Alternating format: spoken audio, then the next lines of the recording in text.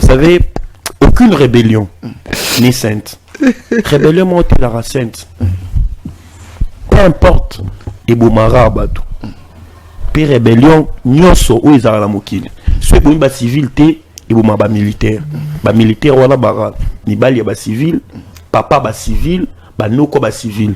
Péché na bango. Ils ont que bango, bandima qui va servir drapeau, sous les drapeaux. Parce que le président Félix, pays oyo, ils ont un parti politique à IDPST. Quand il prend des décisions, les décisions là engagent les morts, le vivant et ceux qui vont naître. C'est des habitants et ça peut approuver Bisso Batuto s'opposer na ou bien approuver Batumo Roboé. Non, il est fait pour le bien-être de la population. Tant qu'on a mixage, brassage de Gozate, bon, intégration conditionnelle ou les amis. Oh, c'est que les gens ne comprennent pas. Quand on dit mixage, brassage, les Français ont évolué. Qu'est-ce qu'on attend par mixage? C'est-à-dire le fait pour un groupe rebelle avoir recensé ses militaires pour les intégrer dans une armée régulière lors peut-être de négociations ou d'un dialogue. C'est-à-dire M23 a militaire, les besoins militaires wana beaucoup ici dans mon armée. Donc vous mixez ma force vous mixer ce qui s'est passé en 2003 avec San City. Maintenant on va dire intégration conditionnelle, c'est-à-dire quoi? On va toujours prendre l'armée là, les rebelles, on va les intégrer. On va les intégrer dans notre armée. Mais c'est-à-dire qu'ils doivent être loyaux envers la République. Mais petit à petit, bah, il faut quand même... Quel effort de John? Quel effort? On ne fait pas... Moi, je ne viens pas à la télé pour plaire à qui que ce soit. Quel effort? Il faut intégration conditionnelle. Parce que vous parlez de l'Est, vous oubliez Mobondo. Toké na défense Nabiso. Le pays ni bomona, boana armée régulière, mais bozana ba wazalendo. Oh, Zaradé. Impossible. Les wazalendo, bien évidemment, la détention illégale des armes au pays est interdite. Ça c'est fort. Les wazalendo ce sont des civils. Merci. Il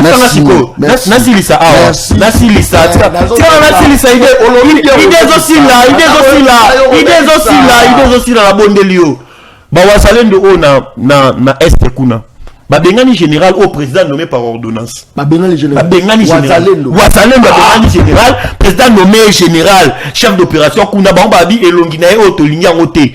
Ba manifester ba minduki na bango général wana ba longoli. Azaye Longinae. Et Longinae bita Azaye Longolwa ndikonanga Daniel Kitenge. Azaye Longolwa ndikonanga Daniel Kitenge. Daniel Kitenge. La malédiction de la nation nationale, je te maudis. Non, s'il vous plaît, retirez la roue. Non, qu'on retire.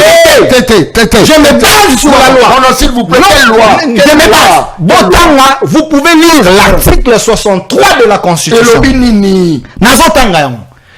Il a la malédiction de la nation. Article 63 de la Constitution. Tout Congolais a le droit et le devoir sacré de défendre le pays et son intégrité territoriale face à une menace ou à une agression extérieure. Ça, c'est la Constitution. Comment toi, tu peux interdire au Wazalendo Bako Kanako défendre Mboka Nabango sur base de l'article 63 de la Constitution? Les Wazalendo, ils sont ici. La loi est pessie Bangon Lingisa, article 63 de la Constitution. Tout Congolais, monsieur Batangi, Babi, tout Congolais a le droit de défendre le pays et son intégrité territoriale face à une menace ou à une agression extérieure. Continue. Natangi paragraphe, continue. Deuxième paragraphe, Yangozoloba. Un service militaire obligatoire peut être instauré. S'il vous plaît, peut être instauré dans les conditions fixées par la loi. Qui gère les Wazalendo? Est-ce que tu veux me laisser continuer? Qui gère les Wazalendo? La loi existe au Parlement. La loi existe. Tu as suivi les porte-paroles de l'armée. C'est ça maintenant ton ignorance. Et puis tu as dit à la télévision. Tu as suivi les porte-paroles de l'armée. Oh là là. Tu as suivi les porte-paroles de l'armée. Tu n'étais pas calme, tu as oublié. Écoutez, Nalobi Boy, la loi existe. Qui gère les Wazalendo? Réponds. J'ai dit la loi existe. Qui gère les Wazalendo? La loi qui les gère. Qui gère? Quand le gouvernement communique en lobby, le FARDC et les Wazalendo, les patrons de Wazalendo, parce qu'ils sont encadrés dans la loi Wana. Dépend de quel ministère? Écoutez, les Wazalendo dépendent de quel ministère? Messieurs, je te dis, ils sont gérés par les services, on les a identifiés et les gens qui se battent, ils ont le droit d'avoir les armes. Écoutez, ils sont gérés par quel service? Tu peux me laisser continuer? Ils sont gérés par quel service? Tu peux me laisser... Mais laissez-moi vous répondre. Est-ce que tu peux me laisser me répondre? Alors ne m'embrouillez pas. Non, quel service? Mais laissez-moi vous répondre. Quel service? Je réponds. Oh là là. Mais je réponds. Ils sont de quel ministère? Que je te réponds. Vas-y. Merci. Je suis en train de te répondre. 2. Le chef de l'État, quand il avait fait son discours, Tangu Gome Tombaki, les chefs... Ils sont gérés par quel service? Je suis en train de répondre, monsieur. Les Rosalènes de écoutez, ne viens pas. Ils ne sont pas gérés. Écoutez, ne viens pas. En domaine... Calme-toi. Ne viens pas. Calme-toi. Sur la télé. Calme-toi. Amenez tes bêtises. Calme-toi. Calme-toi. Tu peux me laisser parler. Si c'est comme ça, je vais quitter le plateau. Laissez-moi parler. Laissez-moi parler. Tu es traître, toi. Savoir. Tu es traître. Bien sûr. Laissez-moi évoluer. Laissez-moi évoluer. Aujourd'hui, je vais te dévoiler devant le public. Je continue. C'est monsieur vous dit ici. Il vous dit ici sur ce plateau que quand les chefs disent il n'y aura pas brassage et mixage, les chefs ont menti. Monsieur, il faut t'en malade. Il me dit, monsieur, il va fonctionner à Bokemba. Il me dit, on va Bokemba. Il me dit, Bokemba, Mboko.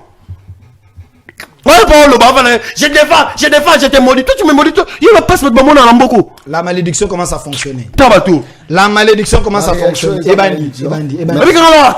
Merci beaucoup. C'est une malédiction avec cause. Merci beaucoup. Merci. Tu es sous la malédiction. Continuez. S'il vous plaît. Très bien.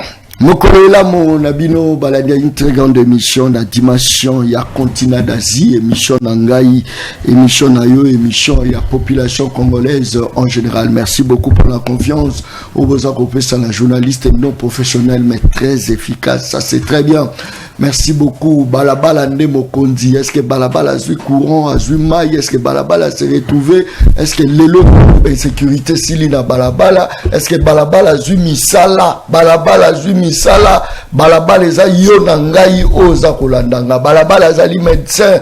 Balabala za enseignant. Balabala za militaire. Balabala za li étudiant. Balabala za maman oyo baza ko négliger vendeuse. Ba maman maraîchère na biso de Balabala. Ma fonctionnaire à l'État, même bas chômeur, bas cordonnier, bangonde ba balabala au biso toza kolobelela chaque jour, chaque émission. Je crois que Félix, tu sais que dit, je crois que à l'assaki message mon très efficace pour la Kolobake. Accord ya Washington ne fera ni brassage ni mixage. Président Félix Antoine Tshisekedi, je crois que ça likambo togolobela mokolo malelo. Est-ce que togoloba yiki ke koti na côté ya bandeko baza ko prôner sauvant le Congo? Franck Diongo prend ses distances avec Corneille Nangaa et ça dit solo togomeka kolobela mokolo malelo. Est-ce que Monisco azako sala mosala na ndenge selgela mito azako lia mbongo ya pamba? Monisco azako lia mbongo ya pamba tote Bintou Keita Oazali, je crois que tu remets kolobelela ngo mokolo malelo na kati ya plateau ya émission Le Peuple Parle. Je crois que Bolandaki binonyo so Martin Fayulu ndenga lobaki saleba popo d'ailleurs sur président Félix Antoine Tshisekedi Chilombo eza masolo to remeka kobeta mokolo malelo na kati ya plateau ya émission Le Peuple Parle. Deux personnes na kati ya plateau ya émission Le Peuple Parle, tozali na Nathanaël na kati ya plateau ya émission Le Peuple Parle, tozala Delphin l'homme de mauvaise et bonne qualité, tozala ye na kati ya plateau ya émission Le Peuple Parle.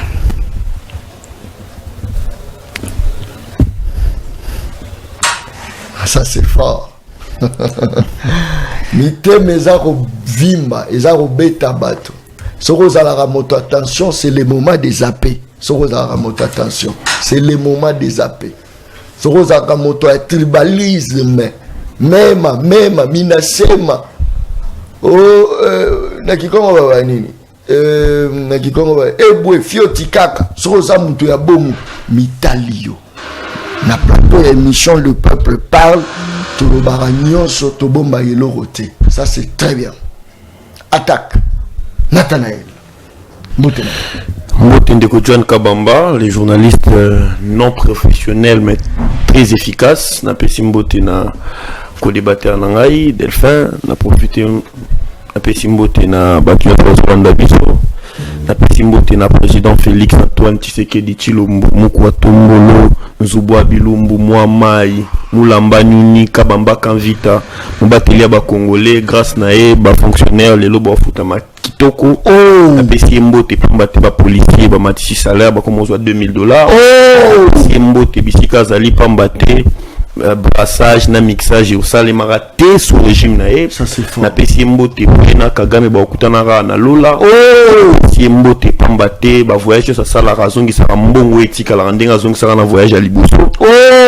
Si mbote bisika zali pambate grâce ya leadership na ville Kinshasa bongi gouverneur Osa Musala Malamu.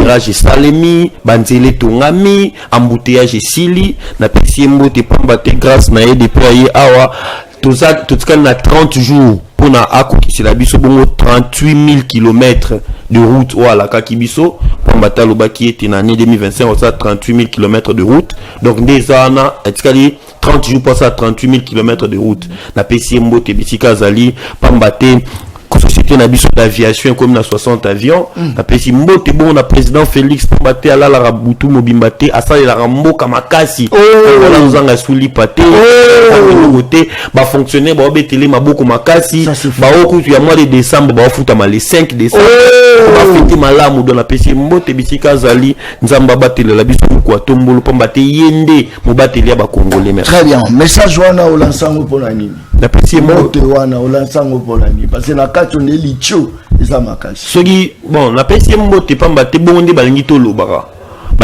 bongo pambate bongo ndezo salema pourtant on na to ba réalité mboka ba esa to ba aîné ba aigri heureusement na mutu moi et papa la poso mutu na ngai mulai mais Delpha tenga de nationalité mais na habité ba raisonner soit aux nationalité nini mais fort malheureusement na habité donc c'est ba policier ba militaire ba fonctionnaire ba tout on a pesi mbote bazo vivre en réalité on a l'obité basilika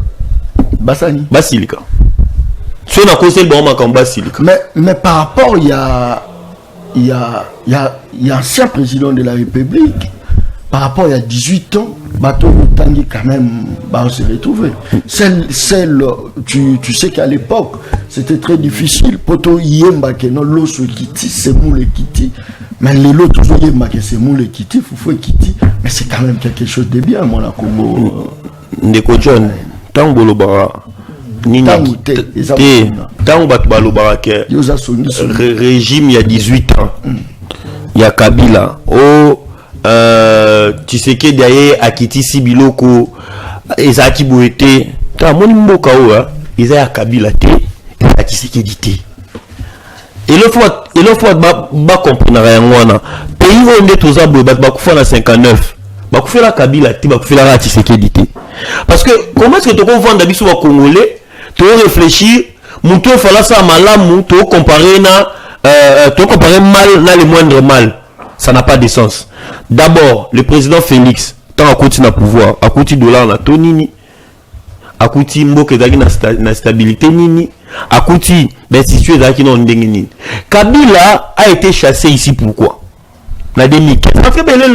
Parce que ça fait déjà 10 ans, vraiment quand on dirait mboka oyo, ezan ndenge nini. En 2015, tu as un discours haute. Biloko zali kono, ba fonctionnaire ba futa maté, nini ezo kitate. Mais aujourd'hui, 10 ans après, tu auras le même discours. Et puis on veut comparer avec le président. Lit nangai est à place, il y a jeunesse extra-système. Mais ce qu'on t'a ozoloba et que bazo yoka, au retour, qu'est-ce qu'il faut faire? Qu'est-ce qu'il faut faire? Il faut agir. Non, attends d'abord. Semoul, ekitite, ekitite. Ekitite. Ekitite. L'os, ekitite. Ekitite. Mak, ekitite. Ekitite. Ekitite ndeni. Ekitite, on va mettre un principe d'anesthésie financière. Vous avez la normale, le dollar est à 28. Ça, c'est moule, est à $10.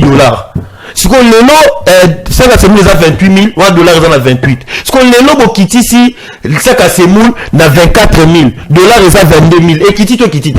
Ekitite, vous lever c'est pour monter son on a 10 $, faut pas que c'est sous bon likolo pour ça ka semoul. Ko quitter ça tes 2000 et kiti non. Il faut un impact visible na panier d'aménagère, c'est-à-dire monter faut t'amara 200 000 francs. 200 000 francs to tcha ça peut être 100 $. Tant bino comme si 100 $, 180 000 francs. Monter na son bara 5 qui wana 190 000. Est-ce que kiti to kiti te? Et kiti te biso na comprendre te ndeko John. To ça là, moi ba to ba décision. Ba décision te pour ba mi sepeli ça. Bazouar ba décision pour le peuple a la réponse. Yo qu'on le battait que des abe bakiti si pour te monnaie le 2000 et 1500. Mais tout à l'heure dollar ezaki na combien, salaire ezaki combien.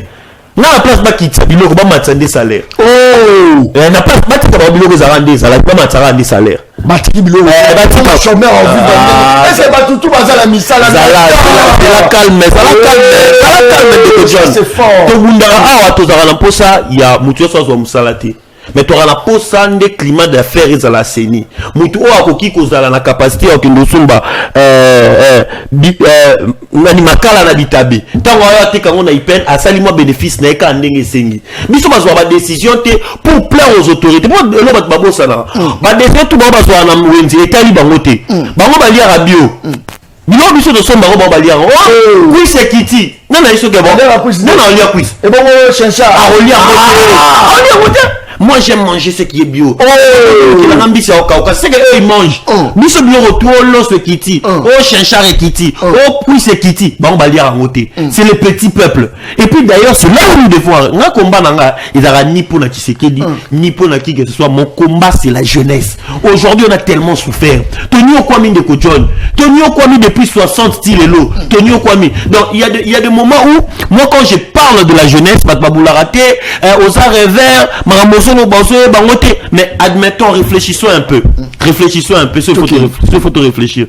Monsieur de Manabala, Monsieur Salaba marche. Monsieur to tumbaba piné. Si ma kangi acteur politique, Monsieur de Manabala non. Mais il dit depuis 60 le bajen ni va se retrouver. Quand on va se retrouver, Monsieur Tobité que tout bas dans la politique. Quand on va bajen va se retrouver que jeunesse à Kemba, Makiza triqué, photo bourré, on se dit que sont aux mécaniciens. N'a domaine mécanique, au coup tu veux mécanique industrielle bien. Aux pêcheurs, en coup tu veux pêche industrielle bien. Mais est-ce que nous sommes négociés à la Mara dans 7 ans? C'est là où les gens disent que pression l'équipe Makati, on dirait Ber, souffrance il y a 30 ans, besoin on l'a c'est l'ango, Félix Tshisekedi dans un victime pour y. Attendez un peu, pour industrialiser pêche, et vu combien? Et vous avez combien d'années? Depuis le moment où on a industrialisé pêche, 5 ans et c'est belé. Mais pour nous comme extrêmement riche, 5 ans et zamouki. Donc Moutou est capable de comme un multimilliardaire en écart à 5 ans. Au monde est normal. Mais pour avoir ça c'est comment Bandela. Non Bandela. Balabala lobby Bandela. Bino lobby qui est pour Baba bon ce secteur il y a pêche 5 ans et zamouki. Mais Moutou est comme un riche. L'écart à 5 ans au monde est belé. Donc Moutou moi boisaki Pierre a Moutou ils ont fou la boue Moutou a $2000. Mais en réalité tant à combien à niveau il y a recours à l'institution à comme Moutou à $80 000. Ou même entrepreneur à ça la montée. Donc Moutou on a 2 euros en 2018 à comme multimilliardaire en 2025. Le baba bazo gérer biso bazo gérer pour la maboumo. Mais bazo gérer pour la maboumo na bango. Bazo gérer pour la maboumo bana na bango. Donc on a est-ce que Mati Makas yo ko sanga tenga na comprendre tant yo zoli hamburger. Ouais, yo ko sanga tenga na gêner tant yo zoli shawarma. Oh, ça c'est fort. Impossible. Pendant aussi ça c'est impossible pour nous aujourd'hui de dire que 5 ans ça moukié. Même une année. Demandez Thomas Sankara.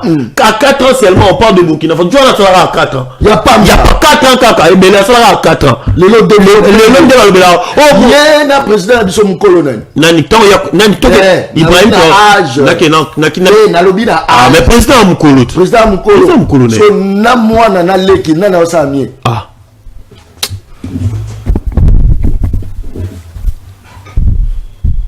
Bandela non silence wana. Na mwana na Mukolo na osamie. Na mwana Mukolo na osamie.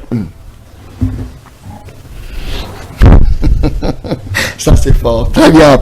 J'espère que vous avez Rolanda Bisso et Belé. Vous avez Rolanda Bisso et Belé. Tous avez rencontré le roté. Balabala zara la partie prité. Ya on a zaro senga et Belé à bateau. Bazaba militant dans la partie politique. Bobima. Boko manabino balabala normal. au défendant, aux indépendants, aux esclaves ya motote. Kala mingi te Congolais pour se retrouver moyibi place na aux à la prison, et aux à sur na ministère te. Moto azo corrompre place na aux à la sous ta comme sénateur te aux à la prison boloko. Petit à petit, ça c'est très bien. Delphin. Congolais de bonne ou mauvaise qualité? Très et très bonne qualité. Merci Ndeko John. Émission na yo eza wa baleine. Olinga te, il faut landa yango okota na kati. Mais nakosenga na mon frère Nathanaël, que j'apprécie beaucoup, un monsieur très intelligent, que tant que tu as qu'à la TV, tu es koloba, ma parole na biso, tu es que ça influence la jeunesse. Très bien. Ça peut également désorienter la jeunesse. Je veux les ramasser dans ma mounion sur lobby, mais vous avez constaté que j'étais calme. Tant que za koloba, azala pe agité, tant que ndoloba pour ya comment agiter moi mingi son comme koloba. Delphin Kasongo, pourquoi je suis Congolais de bonne qualité? Parce que ma patrie a besoin des hommes qui portent l'amour du pays face à des défis et à la bûche. Vous savez, le Congo, les politiciens, le Congo est kotikala. Oh, les politiciens vont passer le Congo et kotikala. C'est le lobby bien. Maman m'a tembé la lobby, remis à l'auteur, si on comprendre que bango peut souci là-bas. Tu au lobby que c'est ça, non? Bah, politicien, bah, koleka. Yo mo confirmer que 2028 Félix a koleka. Respectez le drapeau latin. S'il vous plaît.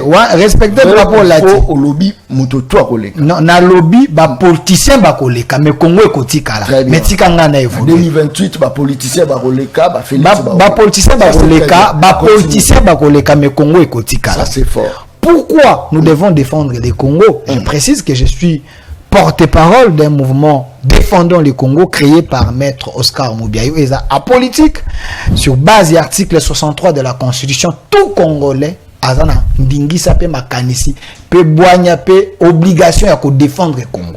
Ça c'est l'article 63 de la Constitution. De deux, pourquoi j'ai dit nous devons être de bonne qualité? Parce que si on a de bonnes qualités, on peut trahir. Si on a de bonnes qualités, tu ne vas pas mentir. Si on a de bonnes qualités, tu ne vas pas trahir.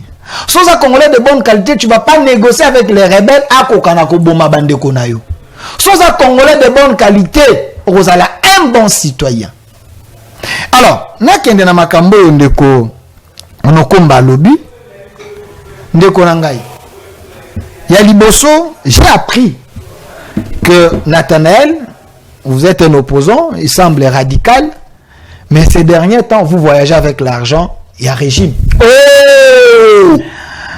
Au Koyebi, ça va congolais, tant que vous maloba, tant que vous invitez à Kayo, tant que vous voyagez à Banane, vous invitez à voyager à Nambonga Banane. Oh! Il semble que vous êtes parmi les premiers bénéficiaires. Il y a des gens qui voyagent dans le régime. Oh! Là, dans le régime. Oh! Là, dans le hôtel, dans le régime.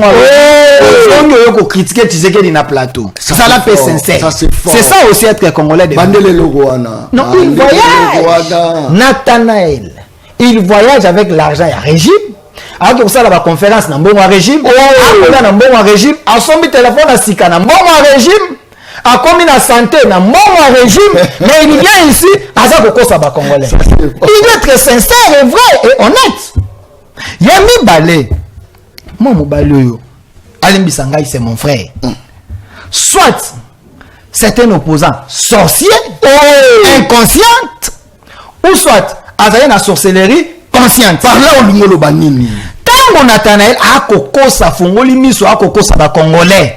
A kanisa ki na kolekisa on a komaki na yo lelo mayele mayela. Alobi otumie biloko ekiti. Ba congolais ba ko bénéficier na ko kitisa biloko ya boyi. O senti mutema mabe. Aboyi alobi ekiti te. D'ailleurs, dollar recette a payé d'explication aux alliés animés de la mauvaise foi. N'a pas prouvé. Est-ce qu'il y a aussi? C'est un menteur de qualité. C'est un mentor de colonial. Ça a un terrain pour l'intérêt à balabala. Ça na ba hôtel, ça na ba conférence, na bon régime. Ya kitaka balabala. Oh, kitaka balabala. Oh, kitaka balabala. Ya ça derrière les bureaux des autorités. Tokuta na kana na ba couloir. Beaucoup tana. Ngana ke na pour ça na ba reportage tokuta na kana ai. Aoze la ba audience. Mais ndeko na tanael. Congolais oyo azaki bazo futa ye. Nazui kaka hein nini montam ke ba ko futa 500 000 francs. 500 000 francs. Dollars, avec Kosomba jeans, soit que Kosomba jeans c'est ça, $10. Mais na 500 000 au bas, qu'on fout pour l'État fout à Ghana France, celui qui m'a foutu 500 000. Na place que Kosomba jeans, il y a $10 au Wana. Il faut ça à changer, bon, on soit AP, ça a valeur, il y a $. À côté, ça 28 000 francs. Bah foutu 500 000, mais que Kosomba l'eau à $10, AP, c'est 28 000 francs. Mais les lots, bazo fout à kaka 500 000. Mais à quel na boutique à coût de jeans soit $10. Il faut payer 100 francs, on paye ça combien? 28 000 ou 22 000. On paye ça 22 000. Qui a gagné? Oh. Mais c'est simple. Bah fonctionnaire on va fout à mana franc. Tant on va que son bloc est à $. Bah donc on somme on a franc. Franc des valeur. Franc équité. Bah tu vas comme préférer qu'on bombe franc. Na place ko bomba $.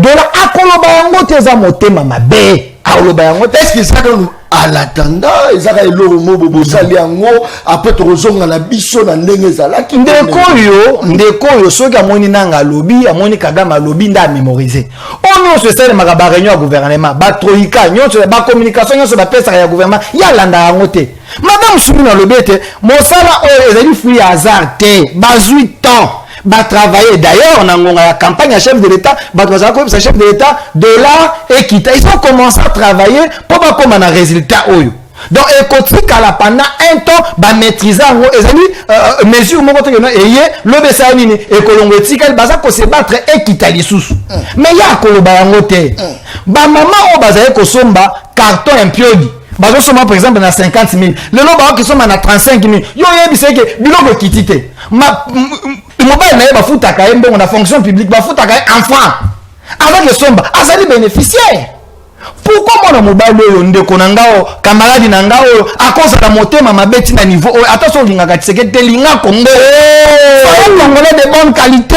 On est obligé à Olinga Félix. Non, vous êtes obligé d'aimer la personne qui travaille pour l'intérêt du Congo et des Congolais. Félix, si tu sais qu'il se retrouve na carré wana ko travaille pour les Congolais, il est obligé de l'aimer parce que il défend le Congo. Mais tu sais que dans ça la malamu pour le Congo, pourquoi ne pas l'aimer rien que pour le bien qu'il fait pour le Congo? On est zéro quoi du bosso. Dès qu'on a Tanaël, abandi à couper sa mbota licho. Et ça, le coup de diable, le diable est sur la caméra malade. Quand il m'a été, lui, c'est l'élève du diable. Oh, à ça couper sa mbota licho, na personne de côté Tshisekedi, parce que quand on a conseillé la route, à conseiller la boue, monter ma mabé. Pourquoi Robert Tshisekedi dans le baki, à côté de l'université, le nôtre commune à 6 universités. Alors bien, on te prend déjà la 6. 6, oh, Tshisekedi a tongi à 6 ans. alobi akotoponani na lobi université ya Mbujima ezali université ya Kananga ezali batongi université ezali 6 oyo etongami ayebi yango mpona nini alobi teke Tshisekedi alakaki akotonga ba université atongi yango oyo malamu ya koloba te ya kolobaka oyo azomona ya mabe yango na lobi j'ai la preuve que nous avons un Congolais de très mauvaise qualité azana mutema mabe mutema nezali mbindo Yébité, a comme Kolingana, Gana Kagame Mikolo. Très bien, merci beaucoup. Merci. Mais la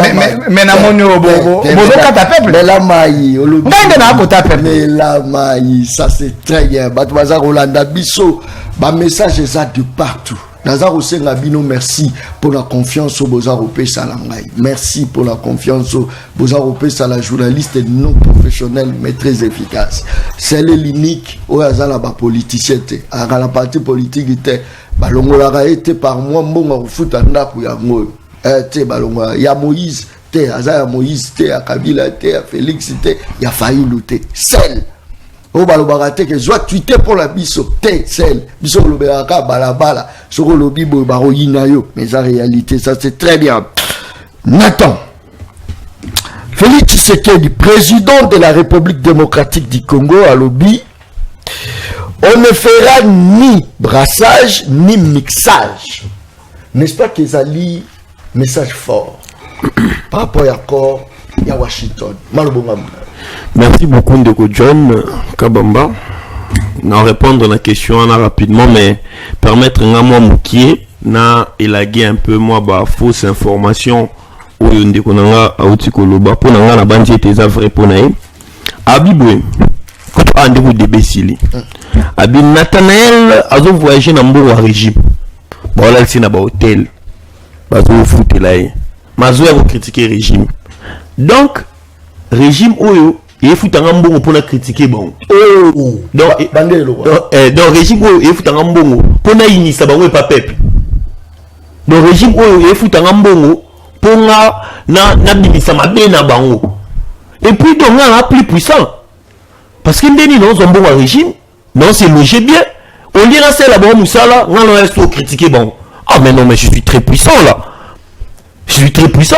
Parce que c'est comme le niveau que nous avons organisé l'activité pour nous apporter dans sa abino mabé à tailler tout normal. Et moi c'est beaucoup c'est loco. Tu vas mentir demande aussi beaucoup de l'intelligence. À ta place, j'aurais dû peut-être changer phrase. Mais il y a tellement capacité il y a qu'on réfléchir d'une manière cohérente et zaté au lieu de la dimension mabé. Ah bien qu'on t'en a dans bureau. On attend tout le temps dans bureau. Ah mais ma place à bien falloir une photo pour nuire là. Parce que comment est-ce que nous avons critiqué la télé, mais il y a des points faibles dans les bon place yebi. Il y a encore quand la photo te, il y a encore des gros salanga interview te. Il y a encore parce que ici donc gouvernement aux OP Sangambongo bazo travailler en connivence pour n'avoir initié le président Félix. Parce que le gouvernement sur le Sangambongo. Moi je parle du mal du président Félix. Donc madame Judith Soumi doit foutre un pour la fin président pour la la mabé président Félix. Ah OK, n'avait pas Soumi. Ah c'est ça que tu dis le gouvernement. Il a cité l'endroit. Non. Il fallait plus il a confirmé qu'Akendara n'a primature pour merci. Moi je note. Merci. Je note. Vous avez la primature. Continuez. Vous pouvez me protéger s'il vous plaît. Non, continuez. Vous avez cité. Non, vous pouvez me protéger. Moi je n'ai pas cité l'endroit. Mais dis-moi vous avez cité. Vous pouvez me protéger. Je note la primature. Ok. On continue. Ok. Allez. Il dit le gouvernement. Je l'enseigne. Quand il dit le gouvernement, chef du gouvernement, c'est Mama Chidi Tsuminoa. Et quand on parle de Mama Chidi Tsuminoa, c'est qu'on voit le gouvernement. Il y a le bien dans le bureau. Voilà pourquoi moi je n'ai pas fait de réponse. S'il vous plaît. Je te crois. Mais là-bas, bureau, tu attends les autres. S'il vous plaît. Donc, s'il vous plaît. Voilà, vous n'avez pas. Beaucoup m'a agité pour lui. Non, je ne suis pas agité. Donc, Madame Chidi Tsuminoa prend l'argent du pays. Au lieu de travailler, il me paye pour que moi je parle du mal du président. Je note côté de la primature. Comprends? Note. Mais je note. Non, vas-y. Vous remarquez que même pour réfléchir, il est incapable de bien réfléchir pour mentir. Oh là là. Or, le mensonge, c'est l'art de grand. Pour savoir mentir, il faut avoir l'intellect capable. Tu sais ce qu'on appelle Tu sais ce qu'on appelle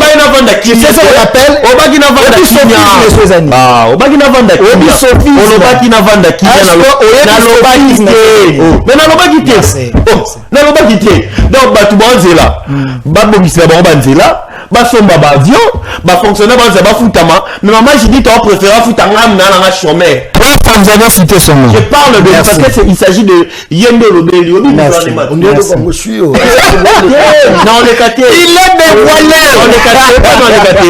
Dévoilé. On est caté. Ah là là. C'est il gère la communication de la première ministre. Arrêtez de mentir.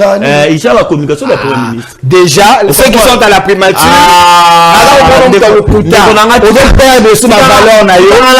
ceux qui gèrent la communication sont connus. Parce que ça on fait mal à la primature. J'insiste là parce que ça fait mal. Merci. Moi je vais pas parler à côté, non qui est à côté. Moi non, c'est toi-même qui es venu sur le plateau, on nous dit qu'il y a gouvernement et fout à rien opposant. Tu es imposteur. Un vrai imposteur. Tu vis au nom de la jeunesse, mais on te nourrit par le pouvoir. Bon, et tu fais le sophisme. On continue. Déjà, au début, c'était Nathanaël Azal, leader à la télévision. Alobaka m'a ramené à la télé. Tout ça, on a eu ça. Il y a mis Balé Babini. Il y a réuni 10 personnes. Il y a réuni 10 personnes. Bon. Meeting, il y a une conférence, on réunit la jeunesse, le comité à lire en bon à pouvoir. Le long des arbres, le lobby, Luka. diplôme nanga. Tu voyages avec Mbongo Banani. C'est ça la question. Tu réponds à la question. Parce que tu as invité qui Toza na liste na bango. L'air non, hôtel logé, Mbongo Bafuta qui les cachait. Toza na ngo. C'est quoi?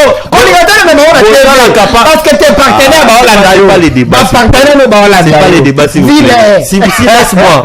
Alobi, Abi Bala. Caché. Non, aujourd'hui na souka après prestation. C'est bon. Et le montant. C'est bon. Il y a régime. C'est bon. Est-ce que tu veux dire la vérité? Je peux continuer. Je vais continuer. Donc, ils sont capables, les services de renseignement est capable de savoir où moi je suis logé. Qui m'appelle, mais Baza est capable d'accueillir ma traître de la République. Baza est capable, il y a banane, il ma position FRDC d'Abisso. Baza est capable, ma place, Nanga la minute. Baza est capable, était logé dans Mbongo Banani. Qui vous avait invité? Structure Nini. Je me structure comment ça nous avec qui? J'ai soulevé des questions très questionnantes. Alors, nous répondons, on a pipi. Non, la sincère n'a pas fait la pipi. Réponds. Merci. Papa, tu vas bien dire ça qui est. Papa, bien dire ça. Merci. Nabi, s'il vous plaît. Il faut la relancer quand même. On la relancer pour salir l'image là. Non, je dis la vérité. Salir l'image. Et pas avoir image, il y a un problème. On va pas avoir image, il y a l'autre. J'ai dit la vérité. Donc, tu n'as pas répondu à la question. À une place de arrêtez de mentir. Si encore ça peuple, tu n'as pas répondu à la question. Est-ce que tu peux répondre à cette question? Non. Je peux jamais dire. Merci. C'est noté. Félix Antoine Tshisekedi a répondre na mituna to bino bolobaki alobaki on ne fera ni brassage ni mixage. Quand même un message fort adressé ina ba rebelle ou encore na Kadami malobongo na kesu na réponse na pesi ba salutation a ebele na bi président et ça na kati na bi président de la République na pesi mbote pour ba fonctionnaire ba ndio futama na pesi mbote pour ba policier ba matil bon salaire na pesi mbote pour tongi banzela na pesi mbote entrer dans le fond mon frère tu perds le temps analyser entrer dans le fond au moni quand on a fond on t'a posé la question on a une diversion et réfléchis on m'a appris que les humains demandent la parole avant de parler. Oh là là. Ceux qui ne les sont pas ne les font pas. Réfléchis mon frère. Merci d'avoir confirmé ton état naturel. Oh là là. Alors j'avance. Alors bibou, on a appelé ma salutation. Mais il y a le salutation dans les alitu. Vous comprenez? La petite mot de la présidente Félix va fonctionner ba futama, ba policier ba futama, ba nzele tongami, ba vieux salemi. Mais il y a le na bipe ko tu na petite mot de pour brassage na mixage et ça les maté. Il y a le lobby za alitu. Donc na nyo son lobby wana. Eza alitu c'est-à-dire que ça les maraté donc ba policier ba futama bien té, ba fonctionnaire ba futama bien té, ba nzela et tongama té, ba vieux et somba maté, administration za bien té. Donc il y a lobby maramanga na lobby na komisi ko président la bango. Il a dit que le président pas président Union Sacrée, président de la République. Il y a voilà président Union Sacrée, président de la République. Donc on a mon a bengi le roi toté moi la Union Sacrée, on a bengi le roi président de la République. Est-ce que tu peux réfléchir moi? On continue. Au moins de tigalaga, on continue. Pona maramotali brassage. Ici je vais être vraiment, je parle avec mon cœur. Ah donc avant tu parlais pas avec. Je parle avec mon cœur. Vous savez, aucune rébellion n'est sainte. Rébellion monte la sainte. Peu importe et boumara bateau. Peu rébellion nyoso ou ils la mokili. Ceux qui ont civil té et boumaba militaire. Ba militaire wala bara ni bali ba civil, papa ba civil, ba noko ba civil. Péché na bango, ils ont que bango bandima qui va servir drapeau sous les drapeaux. Sur le président Félix, pays oyo, ils ont parti politique à IDPST. Quand il prend des décisions, les décisions là engagent les morts, le vivant et ceux qui vont naître. C'est des actes et ça peut approuver Bissot tout s'opposer na elle. Ou bien approuver tout le monde. Non, il est fait pour le bien-être de la population. Tant qu'on a mixage, brassage de vos actes, bon, intégration conditionnelle ou les années. Oh, c'est que les gens ne comprennent pas. Quand on dit mixage, brassage, les Français ont évolué. Qu'est-ce qu'on attend par mixage? C'est-à-dire le fait pour un groupe rebelle avoir recensé ses militaires pour les intégrer dans une armée régulière lors peut-être de négociations ou d'un dialogue. C'est-à-dire M23 a militaire, les besoins militaires wana beaucoup ici dans armée. Donc vous mixez ma force. Force vous mixer ce qui s'est passé en 2003. avec Sun City. Maintenant, on va dire intégration conditionnelle, c'est-à-dire quoi? On va toujours prendre l'armée là, les rebelles, on va les intégrer. On va les intégrer dans notre armée. Mais c'est-à-dire qu'ils doivent être loyaux envers la République. Mais petit à petit, il faut quand même... Quel effort de John? Quel effort? On ne fait pas... Moi, je ne viens pas à la télé pour plaire à qui que ce soit. Quel effort? Il faut renoyer ça comme Tanagom. Il faut renoyer ça comme des Konangasa, Mobondo Bazo. Dans Mobondo, peut-être aussi intégration conditionnelle. Parce que vous parlez de l'Est, vous oubliez Mobondo. Dans Mobondo, ici n'est pas le Congo. Les efforts, hein, c'est d'abord bâtir un État. Il faut bâtir un État. Nous ne sommes pas un État. Nous n'avons pas un État.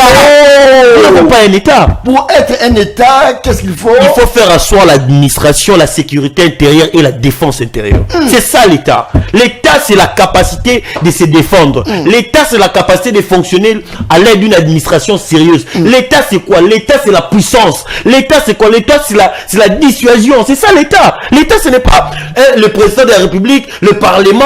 Non. Au-delà de ça, c'est ça l'État. C'est-à-dire, aujourd'hui, est-ce que nous avons la capacité de faire peur?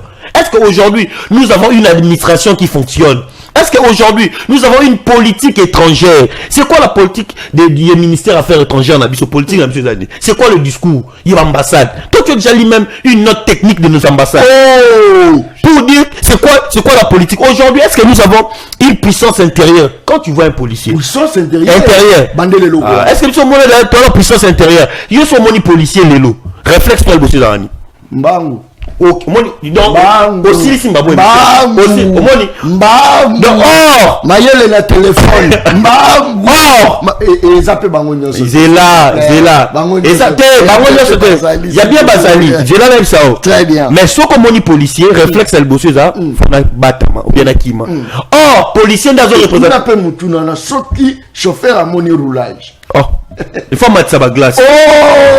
Pour la bibi. Si on te le boko au kota, après ton boko au kota, elle a dit à côté de ma carte. C'est là je veux la classe non mais ma bino del pas comprendre té. Au bon policier, à sa représentation à état. Très bien. Ministère intérieur, est l'unique ministère où ils sont apolitique. Ils ont ministère apolitique parce que ils ont géré intérieur du pays, c'est-à-dire il y a dans réguler pays na carte, c'est le président de la République à miniature. Tant que on policier, c'est l'état. Tu vois l'État. Donc, nous, toujours dans le policier, il faut avoir la confiance. Parce que la police n'a pas de camp politique. La police n'adhère pas dans un parti politique. Donc, ils sont policiers, il faut État est allé. Mais bien sûr, le commis, Yozoya, policier, Monyoya, Batami. Et tu as peur de la police. C'est-à-dire que nous avons failli au niveau de l'intérieur. On n'est pas en mesure de réguler la circulation au niveau de l'intérieur. Donc, ce qui veut dire, tout comme nous, à niveau reconstruit État, et partons de l'administration. Nous avons une administration aujourd'hui qui reste à 1960. Quel est le document où on a posé à 2 jours, aux gens on a 2 jours dans Mboka? Mboka ni bon, on a fonctionnaire va gréver pendant 3 jours Mboka est fonctionné. Ça n'existe pas. Les fonctionnaires ne peuvent en aucun cas. Parce que l'administration publique c'est le poumon de l'État. Tant qu'il y a la défense Nabiso. Le pays ni bomona, boana armée régulière, mais bozana ba wazalendo. Impossible! Les wazalendo, bien évidemment, la détention illégale des armes au pays est interdite. Ça c'est fort. Les wazalendo ce sont des civils. Merci.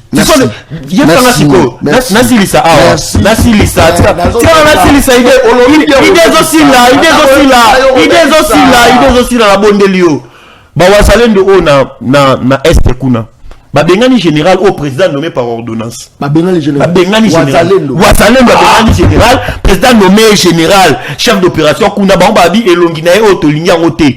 Ba manifester ba minduki na bango général wana ba longoli. Azaye elonginae. Elonginae bita azaye longolwa ndikolanga Daniel Kitenge. Nani? Azaye longolwa ndikolanga Daniel Kitenge. Daniel Kitenge. Daniel Kitenge. Merci beaucoup. Les camouflages, tout ça, on les cas. Batouaza, on l'a de partout. Bandeko Angaï. Nangana Lobelo, Moko, je sais que ça va choquer. Mais attends, ça va choquer pour l'intérêt de la population au Salabia. Tout ça, l'effort, l'entreprise, il y a l'État, tout ça, va militante. Jurons, il y a la commune, tout ça, va militante.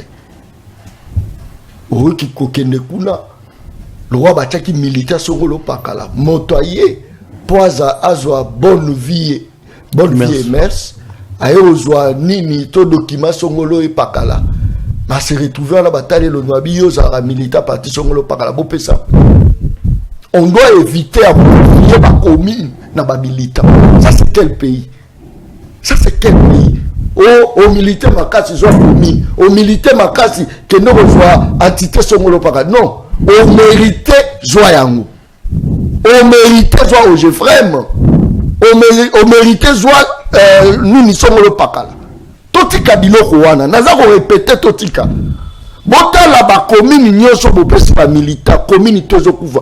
Tant on va ville province de Kinshasa mal géré, c'est parce que les bourgmestres aussi participent na kufa. Ba bourgmestre. Mais ben là ti bumba papa supporter yango.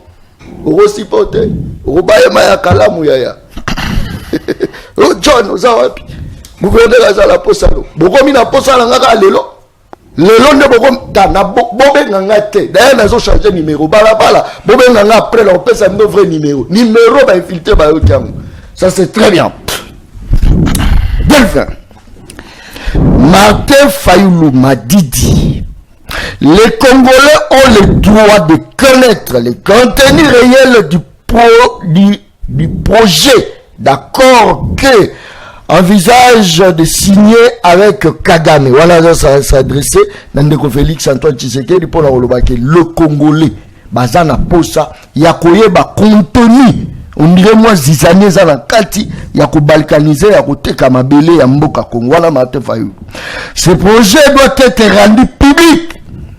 Ne signer aucun accord qui porterait atteinte à la souveraineté de la République démocratique du Congo, Dixi, Martin Fayulu Madidi. Malobongamna. Ndeko John Kabamba, na osenga bandeko ba Holanda biso, bo kata ba parti bo publier. Parce que tout Congolais a les droits. Il y a qu'à dénicher les traîtres, les mettre hors état de nuire. Yeah. Oh. Nathanaël. Traître. Alors ça la relais à discours à Rwandais. Oh, Aza Congolais de mauvaise qualité, j'étais maudit. Oh, au nom de la nation. Non, il mérite la malédiction de la nation. Non, je dois quand même t'es retiré, s'il vous plaît. Je l'ai maudit. Au nom de ces drapeaux. Nayoka déjà maudire Moutou comme qui disait. Il mérite la malédiction de la nation. Nathanaël, j'étais maudit. Non, s'il vous plaît, retirez. Je me base sur la loi. Non, s'il vous plaît, quelle loi? Je me base. Vous pouvez lire l'article 63 de la Constitution. Il a la malédiction de la nation. Article 63 de la Constitution. Tout Congolais a le droit et le devoir sacré de défendre le pays et son intégrité territoriale face à une menace ou à une agression extérieure. Ça, c'est la Constitution. Comment toi, tu peux interdire au Wazalendo Bako Kanako défendre Mboka Nabango sur base de l'article 63 de la Constitution? Les Wazalendo, ils sont ici. La loi est pécie Bango Lingisa, article 63 de la Constitution. Tout Congolais, monsieur Batangi, Babi, tout Congolais a le droit de défendre le pays et son intégrité territoriale face à une menace ou à une agression extérieure. Continue. Natangi paragraphe Yaliboso. Continue. Deuxième paragraphe, Yangozoloba. Un service militaire obligatoire peut être instauré. S'il vous plaît, peut être instauré dans les conditions fixées par la loi. Qui gère les Wazalendo? Est-ce que tu veux me laisser continuer? Qui gère les Wazalendo? La loi existe au Parlement. La loi existe. Tu as suivi les porte-parole de l'armée. C'est ça maintenant ton ignorance. Et puis tu vas dire à la télévision. Tu as suivi les porte-parole de l'armée. Oh là là. Tu as suivi les porte-parole de l'armée. Tu n'étais pas calme, tu as oublié. Écoutez, Nalobi Boy, la loi existe. Qui gère les Wazalendo? Réponds. J'ai dit la loi existe. Qui gère les Wazalendo? La loi qui les gère. Qui gère quand le gouvernement communique en lobby, le FARDC et les Wazalendo, les patriotes Wazalendo, parce qu'ils sont encadrés dans la loi Wana. Dépend de quel ministère? Écoutez, les Wazalendo dépendent de quel ministère? Messieurs, je te dis, ils sont gérés par les services, on les a identifiés et les gens qui se battent, ils ont le droit d'avoir les armes. Les ridicules ne tuent pas. Ils sont gérés par quel service? Tu peux me laisser continuer? Ils sont gérés par quel service? Tu peux me laisser. Mais laissez-moi vous répondre. Est-ce que tu veux me laisser me répondre? Alors ne m'embrouillez pas. Non, quel service? Mais laissez-moi vous répondre. Quel service? Je réponds. Là. Oh là là. Mais je réponds. Ils sont de quel ministère? Que je te réponds. Merci. Je suis en train de te répondre. 2. Le chef de l'État, quand il avait fait son discours, Tangu Gome Tombaki, les chefs.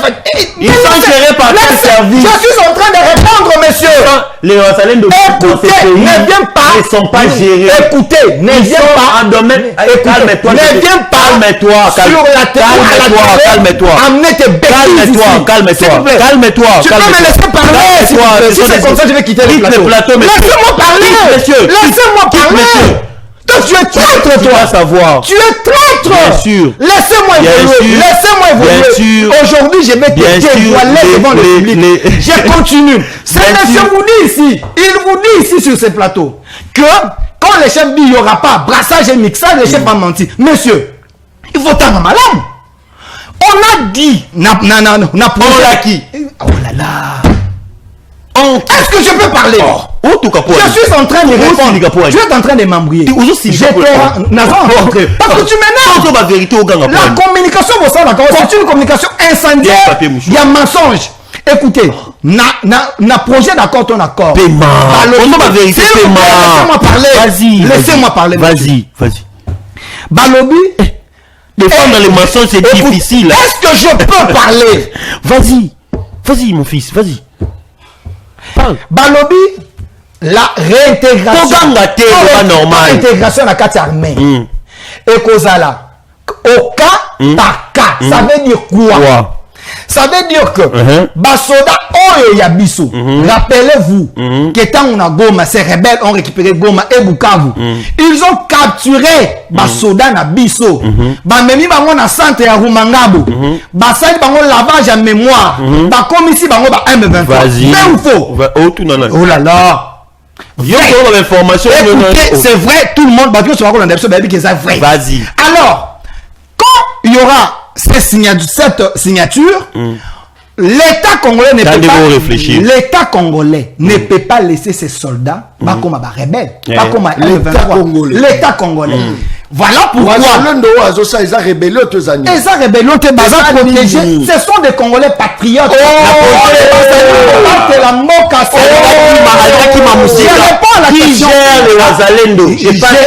Je réponds à la question. Tu réponds à cette question. Écoutez, je réponds à la question. Attendez, je vous cite. N'attends plus. Qui gère le Wazalendo? Qui gère? Si on va faire un débat comme ça, on va comprendre. Les gens ne vont pas comprendre. Qui gère le Wazalendo? Comment j'ai quitté ma maison? Qui gère le Wazalendo? Vous pensez que... Tu parlais, j'étais calme. Mais laissez-moi terminer. Non, tu vas parler. Je descends à ton niveau. Oh là là. Je descends à ton niveau. Monsieur. Je descends à ton niveau. J'accepte d'agir comme toi. Monsieur. Les Wazalendo sont gérés par qui? Tu ne peux pas oser aller sur ces terrains-là. Parce que j'ai pas ton niveau. Voilà pourquoi je suis descendu. Non, j'ai pas ton niveau. Mais voilà pourquoi je suis descendu. J'ai pas ton niveau. Mais voilà pourquoi je suis descendu. On a assez. n'est pas quitté. Les Wazalendo sont gérés par qui? Restons dans les faits. Oui, les Wazalendo sont gérés par qui? Écoutez, je te donne un élément comme journaliste. Je te donne un élément comme journaliste. Vas-y. Parce qu'il y a un leader du coin. Non, c'est là. Il y a un leader du coin. Un leader du coin. Vas-y. L'honorable Bitakwira. Écoutez, je suis en train de te répondre. Parce qu'il a fait sa communication. Voilà. L'honorable Bitakwira, l'honorable Willy Michiki. Des civils, hein? Écoute, j'ai pas de députés nationaux. Ce sont des civils. Ce sont des civils. Ce sont des militaires. Mais non, Bazana mandat à Ce sont des civils. Bazana mandat à des civils. Mais est-ce que je n'ai pas de civil. Nalobi, les deux députés là. Civil, ouais. Bazana mandat à peuple. A élu du coin. Les civils. Le gouvernement. Oui, civil. A préféré responsabiliser les élus du coin à ma province. Ezali occupé, ma province Ezali a problème. Ces provinces, les Wazalendo, comme ce sont des civils, au Bazali sur base de l'article 63 de la Constitution. Laissez-moi citer. Est-ce que je peux citer? Laisse-moi parler quand même. Citer. Oh là là. C'est compliqué. Laisse-moi parler. Mon fils. Laisse-moi parler. Vas-y, mon fils. J'ai dit le député. Comme Bazaba élu du coin. Ok. Bazana mandat à peuple. peuple. Ok. Le Wazalendo, ce sont des civils. Ok. Sur base de l'article 63. Ok. Ils peuvent défendre leur contraire. Ok. Alors, s'ils ont des difficultés, Ok. comment ravitaillement, comment parce que va défendre la nation, ces deux députés font le pont. C'est donc entre eux et le gouvernement. Donc, les deux députés écoutez, j'ai dit sont à la tête d'un mouvement armé au sol c'est ça congolais. que toi tu dis. J'ai dit font les ponts. Mais c'est eux le responsable, non? Les déshydratants C'est qui? de ces Wazalendo auprès du gouvernement pour un soutien afin que on va défendre. Ce n'est pas interdit de soutenir tout Congolais. Donc, la civile, j'évolue. Non, tu n'évolues pas. Ici, les Congolais doivent savoir. Mais je t'ai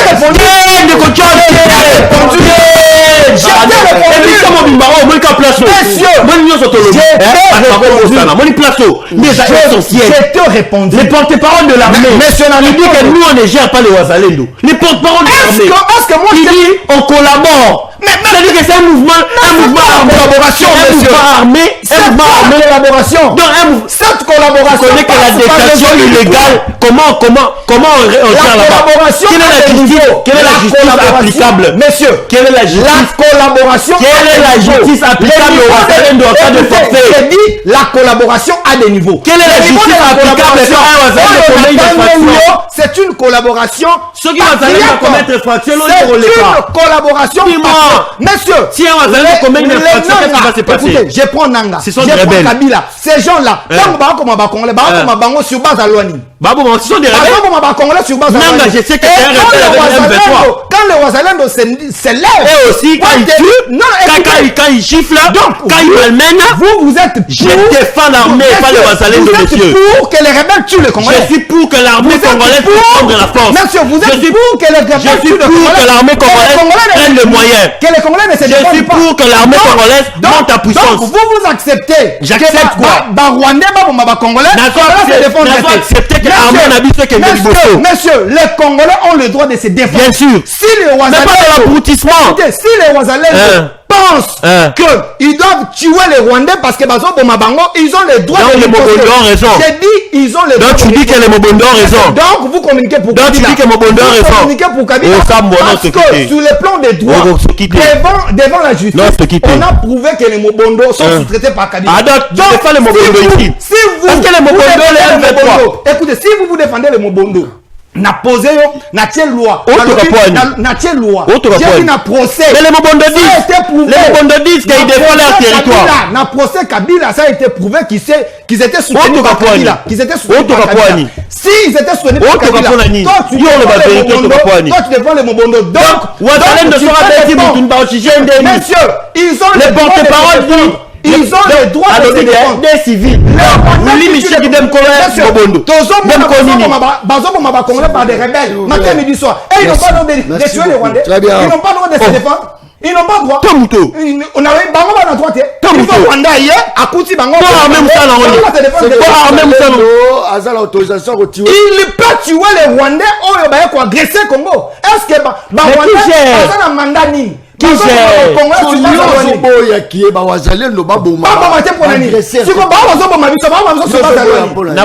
Rwandais nous tuent sur base de quelle loi? Quand les Congolais aussi tuent,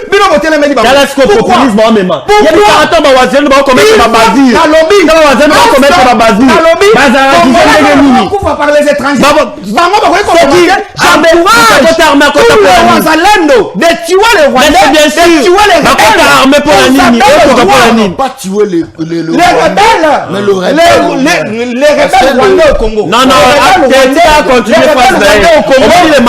Wazalendo ont le droit de les tuer. Alors notre armée, le rôle c'est quoi? Quand les Wazalendo commettent des basures, quand les Wazalendo fouettent nos mamans, c'est quoi la réponse? Merci. C'est vous qui jouez avec les Congolais. C'est vous qui jouez.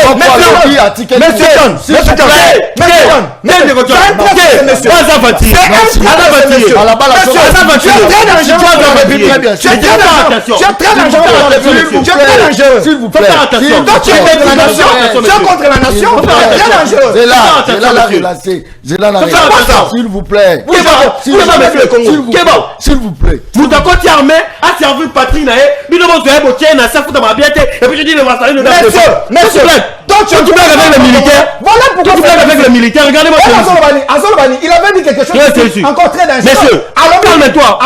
Alobi, les services de sécurité incapables de dénicher les traîtres armés. Mais bon, il y a place là-bas. On a arrêté tuer. On a arrêté chef de maison militaire. Parce que la justice continue. a estimé que c'était des traîtres. Donc le service travaille. Donc travail d'intelligence avec ces gens, l'armée congolaise d'aujourd'hui. Mais l'armée n'est pas de l'Union sacrée. L'armée n'est pas de l'Union sacrée. Je défends ma nation. Mais pas à l'hypothèque mon cerveau. Moi je suis Wazalé. Messieurs, calme-toi. Je défends mon pays. Je défends mon pays.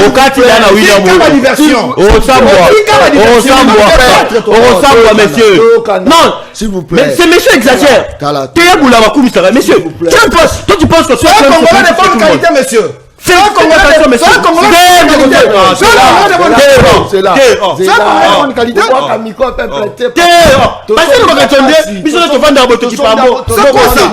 Faut faire attention, monsieur.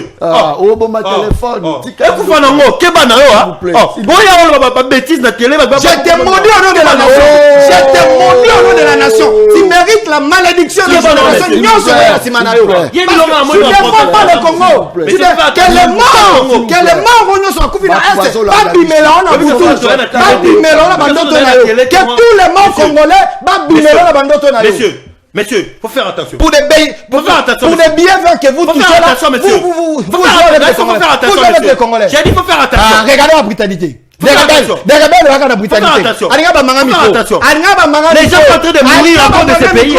Nos militaires sont en train de tomber sur les plateaux. Fais attention, monsieur. Les Wazalais, ils vont continuer à tuer les rebelles. Fais attention. Les militaires que moi je défends ici, ce sont les gens qui ont sacrifié leur vie pour le pays. Tu fais l'ironie. Mais c'est les militaires de sécurité. Les militaires de sécurité sont bien payés. Les militaires sont bien payés. Veuve militaire. Les femmes militaires, ils ont plus de 500 000 francs. Messieurs, tu sais que la tongue est dans la condition de service national quand son quel enfant de militaires que vous parlez?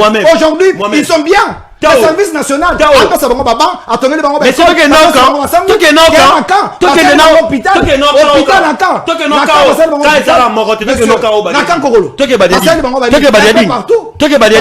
mais il faut faire attention. Je suis contre la nation.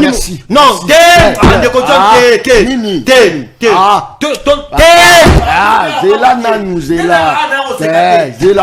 s'il vous plaît. Il est prêt à se battre. Il est prêt à se battre. Merci. S'il vous plaît. Je t'ai dévoilé aujourd'hui. S'il vous plaît. S'il vous plaît. S'il vous plaît. C'est quoi ça? S'il vous plaît. L'argent n'a pas de S'il vous plaît. S'il vous plaît. Je défends mon pays. Je défends mon pays. S'il vous plaît. S'il vous plaît. S'il vous plaît, le bakeno a chômé.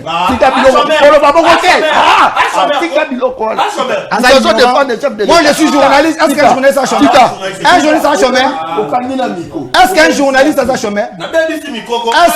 Est-ce qu'un journaliste a chômé? Je suis journaliste. J'ai fait 5 ans l'UPEN. Ah monsieur. J'ai fait 5 ans l'UPEN. Tokenda pumbe na mwasi nao. Tokenda pumbe na mwasi nao. Koko za machine à Paris ya winner. Tokenda za na mwasi nao. Pumbe. Aka musala ya wala c'est pas le chef de l'état. Ya wala défendre le chef de l'état. S'il vous plaît. Omo li ba tumsu de bazala. Mundela winner akanga yo olelate. Balinga pe boka boyote. Mundela winner akanga silika. Tu parles beaucoup. Je pensais que notre belle sœur travaillait où? Ma bête à winner. S'il vous plaît. Mais il faut faire attention, tu défends le pays, la patrie, après tu dis, je défends. Yo, s'il vous plaît. Messieurs, faut faire attention, hein. Nous on souffre dans ce pays. Les militaires souffrent. Tu comprends? Les gens souffrent dans ce pays. Yo soit plus moins de $200, $300. T'es de John. T'es de John. S'il vous plaît. S'il vous plaît. T'es chez nous. Maîtrise. Ah, tu es veste, hein? Veste, tout. Non, moi, il n'y a pas de tout le monde. Il y a des machines de Kemba. Il y a un mouton le matin. Il y a des machines de fonctionnaire de Kemba. Il y a des gens qui ont des Kemba. Il y a des gens qui ont des Kemba. Je défends, je te maudis. Toi, tu me maudis. Il va pas se mettre dans Mboko. La malédiction commence à fonctionner. Tabatou. La malédiction commence à fonctionner. Merci beaucoup. Ouais, comme une malédiction avec cause. S'il vous plaît, merci beaucoup. Merci. Tu es sous la malédiction. S'il vous plaît. Continuez. S'il vous plaît. S'il vous plaît. Voilà ce que Maman Bokilo Zolanda. Abengaye. Mobala mwana nga swa na randeboy. Voilà papa le pan Zolanda. Moi je comprends ce qu'a mes côtés brutalité. Moi je mon façon. Voilà message des Aokota. Très bien. J'espère que toi m'appelle la population. Marambo Irosuka Wate. Ngande balabala ne mokonti. Tant oza kobenga ngai. Na principe moko. Oza koyebisa ngo benga na kwa nini. Nini yo moni na wenze kiti. Débat au photoclore en la balabala. Ça biloko kitso bi oui, ni ma paix. Obi auto banda au somba bolé le komi boya polo bi. Nazaka la partie prité. Bola tisanga te opposition te. Nga nazaka balabala, nazo défendre balabala. Pour maman F Bazayiba, agangaki Félix Azama be mais lelo soche micro, yebisa que Félix a détourné la sala ka boa oloba te. Il est bon. Mais à combien plus fort nous la population congolaise, tu mérité qu'à la souffrance. Tu as peut-être pression. Peut-être à Royo Kapé Bisso. À Robongisa. À Zarotalanga. Et bon, Jean-Pierre Bemba. Et bon, Adolphe Mouzito. Le long Mouzito, à Rolo Baké Félix Adamabe.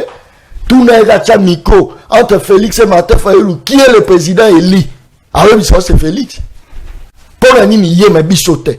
Bisso ba étudiant. Ba étudiant tellement balabala. Soko moninga comme on a pas cité. Milobela ke moto la biso ye. Au moninga likolo moto zo kamo journaliste munene likolo moto papa na bambouteillage na oya osala la bino musala lolengeni na osala ndengeni na fongoli téléphone batak personnalité ça c'est très bien merci alors de koben bishop komonani allô ndeko koloba na fierté le roi ministre le roi sonné so ba bengio loba na rapidité allô au peuple mobouya boudé à cause à mon ministre allô c'est biso toujours tout quand mais peuple azo comprendre allô bonjour balabala obengi biso omelani bonjour papa tozola na bino yebitande quoi pour IDP obengi biso utawa mama oloba oyeba ngote obengi biso wapi tozala commune à Makala. Très bien. La commune à Makala.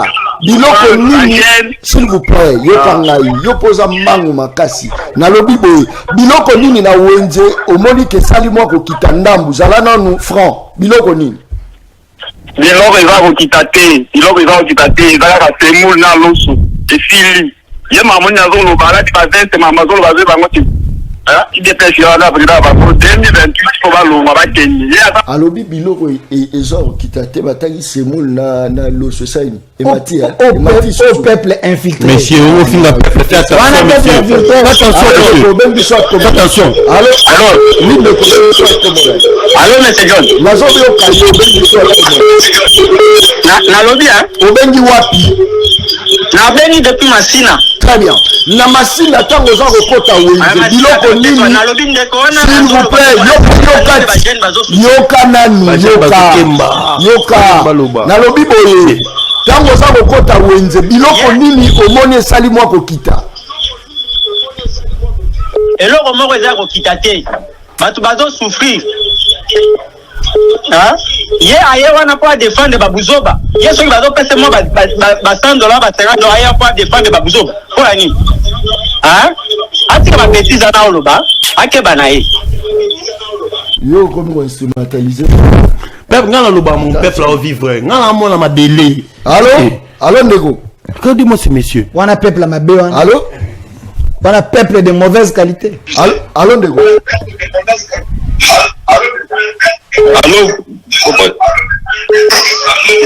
allô bonjour papa journaliste na obengi biso uta wapi komonani na bengi bino na niveau ya Sakombia na Kitambo tango zokota wenze biloko nini esali mwa kokita biloko emati nde papa biloko ekiti te biloko ata moko te moto aveste wana aza ventilier. Non. Tika peuple aloba. Allô ndeko nafinga te. Allô ndeko bengi biso akomo nani?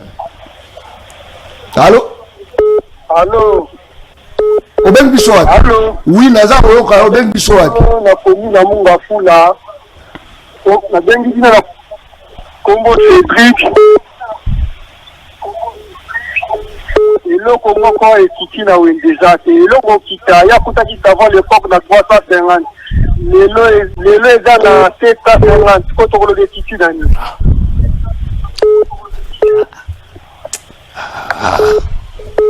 Merci beaucoup. Allô ndeko bengi biso akomo nani? Allô? Je m'en appelle. Perturbation plutôt. Je m'en appelle. Ça c'est fort. Yo le bateau a sous malédiction. Allô? Allô? Oui, bonjour.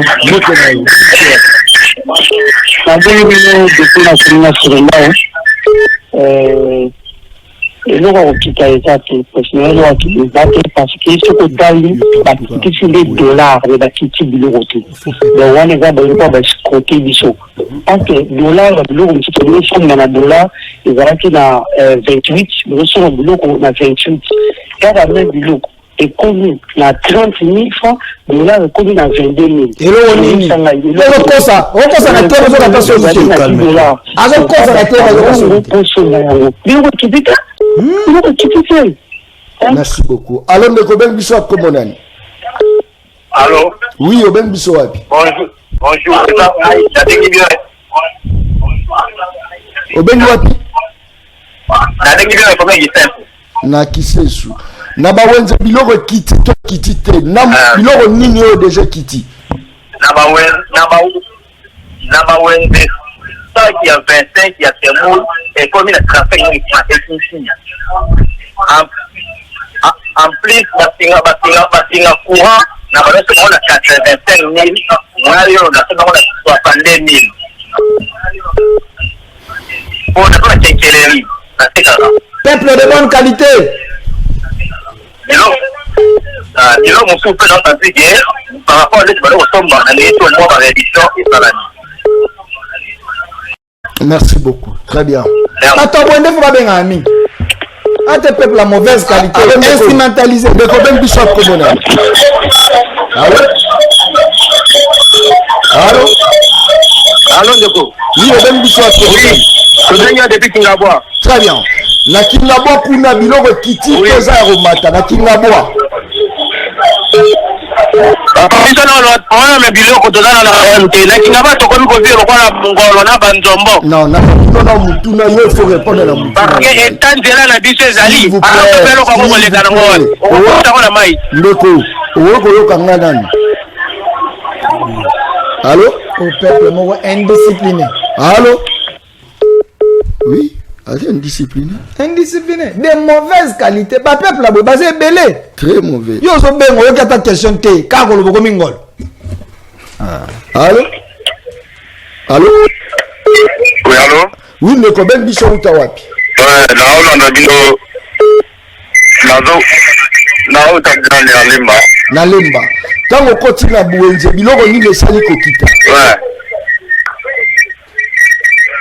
Wa biloko eza ya kokita par rapport na biloko to bande ko mona avant. Parce que mulu bazolo ba wana ekiti surtout ko biloko ya kolia ekiti. Mais population de ba obocha koloba ebele ezani biloko eza kokita ndamu ndamu. Nyonso ekita mbala moko te.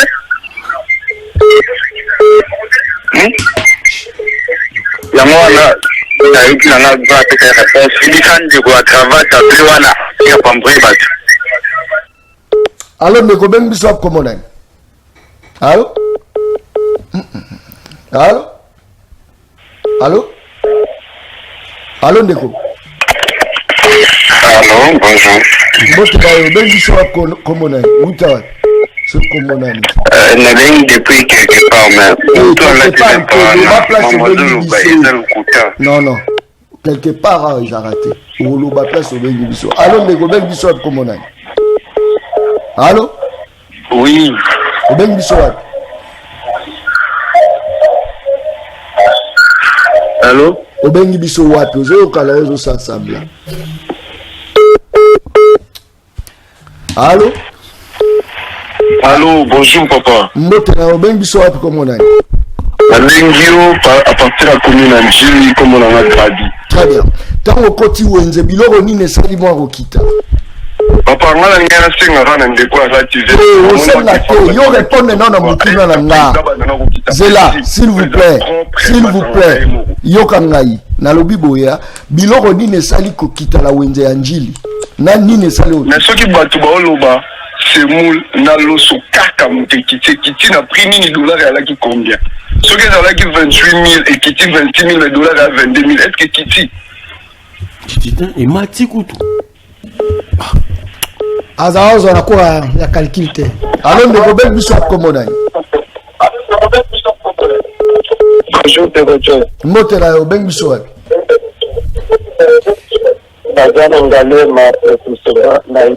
Très bien. Biloko nini sali kokita la wenza ngalema?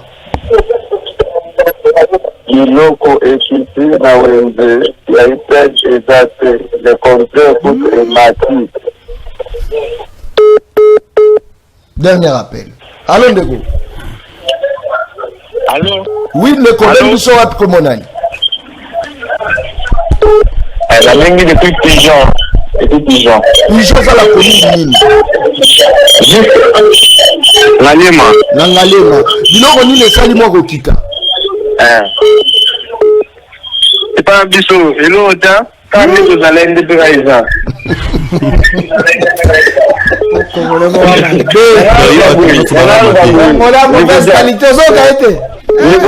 Oui, nazoka yo. Nazoka yo ndeko. On le dit article 63 et pour battre la ligne Mboka. C'est que ma poule la tête va zobunga bongo battre la mabile za bien. Répondez. Oui, tu peux répondre. Babati la secteur na baba sola. Ouais, babati la mboka. Babati la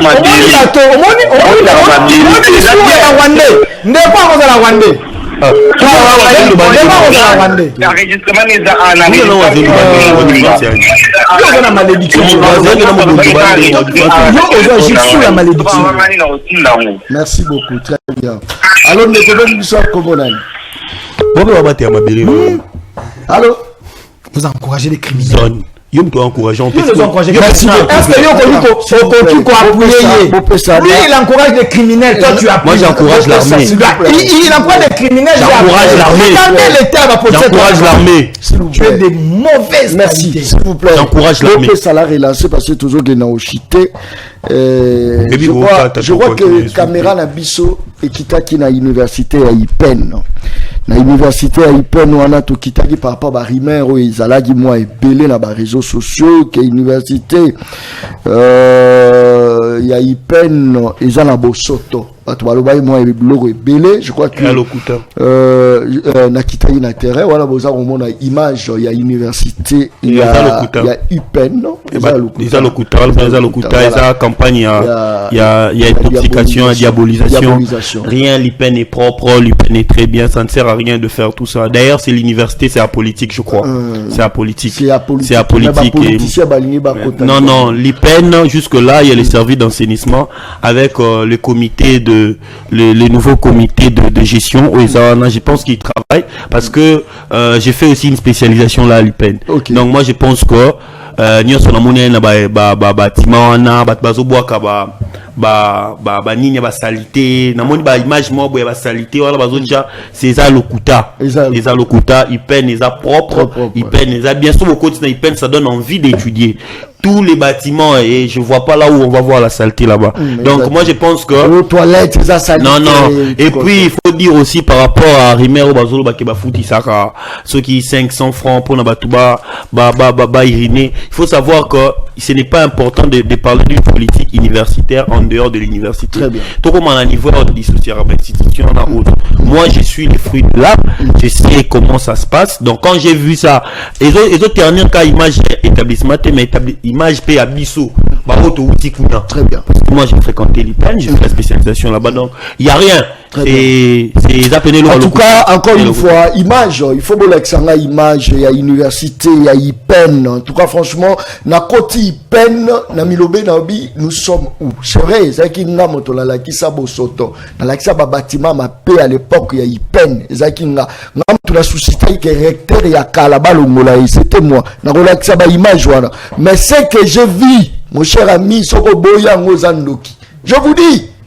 Soko boyi ya ngozandoki botala wana eza Belgique te nakenda ki poto na moni ba université mais comparaison pesa la IPEN azo résister IPEN aza ko résister je vous dis gestion ya IPEN na rokota il faut na luka rectrice to mera obeta pe lisolo gestion na yebite.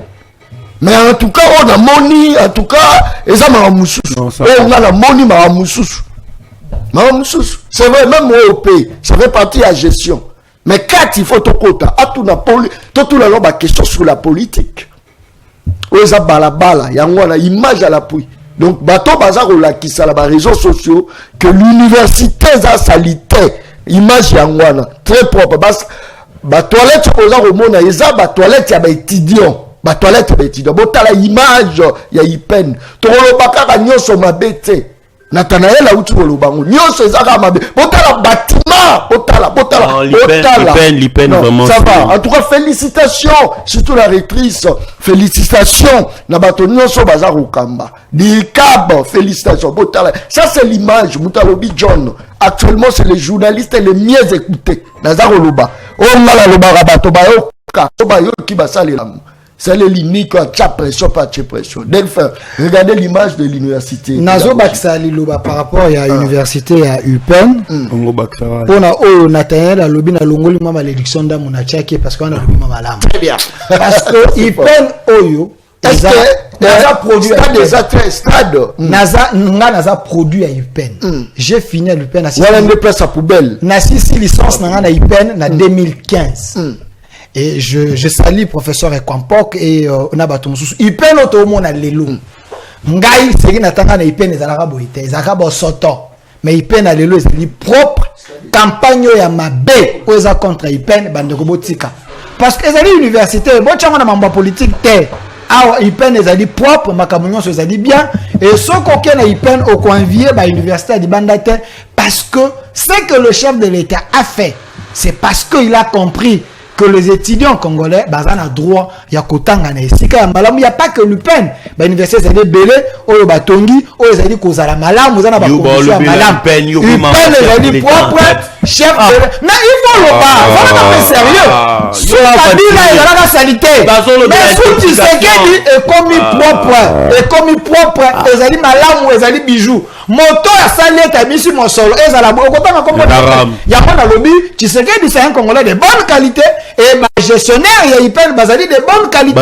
parce que IPEN eza kotangisa bato IPEN ezali propre leadership ezali nga naza produit ya IPEN na koloba na dénoncer et puis il y a une chose que j'aimerais ajouter à l'IPEN. En tout cas, l'IPEN a une très belle faculté de droit. Ah, très belle. Très belle faculté de droit. La faculté de droit de l'IPEN, je vous dis, moi, j'en suis témoin. Il y a une faculté de droit avec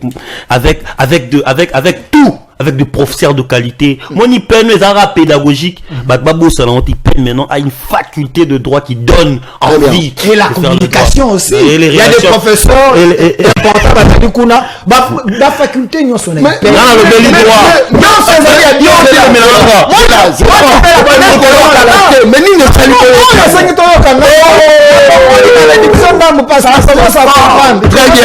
Merci beaucoup. Merci beaucoup. Je crois que dans la ce message, Mukoloma Lobby, rectrice ya université ya IPEN, balaba les ala posa na yo. Awa, faut vanda o solo la na batu, solo. Et bien là batu no aza congolaise té, aza ba question za mo epelé. Batu ngala kitaki juste libanda, na filmer libanda. Tout le monde vraiment poubelle les athées, en tout cas c'est vraiment extra exceptionnel. Batu aza roloba ba étudiant P boye bandeni na rocha propre na eloko la eza bijou eza bijou. J'espère que eza bijou. J'en suis le boya sali musala kitoko mais azui image ya terrain te. So balaxi bino terrain ya ipen bokokamo terrain ya pamba ya ipen. Tant na zolo babolamu wana sko bino nyoso bokangi misula batoi. Tant na oloba aweza mabe wala botelemi. John Kabamba oyo, John Kabamba o bokomesana na balabala bongo. Faut bomesana na ngai. Faut bomesana. Rapidement, 30 secondes. Oh, depuis comment on peut ça malobasuka? Oh! Ça va, tu es professionnel. Je n'ai jamais été professionnel.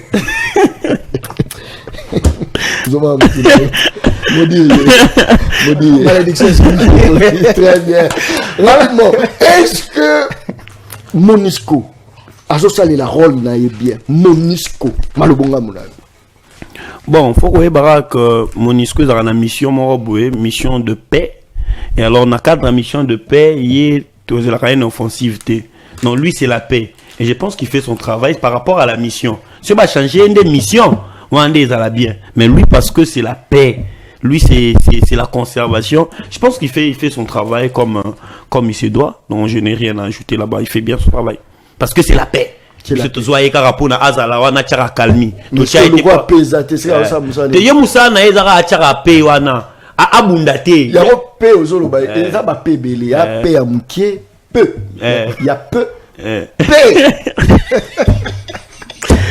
Kabila va kende. Kabila va kende. Rapidement. Les choses de ça ba modo choix nga li solo Monisco na mona ça les a climatisés papa non défendre les mensonges. Moi je suis un Congolais de bonne qualité na santé à malamu ya kasi na santé à malamu ça c'est fort en rébellion autokandenge nini conscience déjà chargé rapidement mais ngai maman Monisco na okota te parce que na mona ba aventurer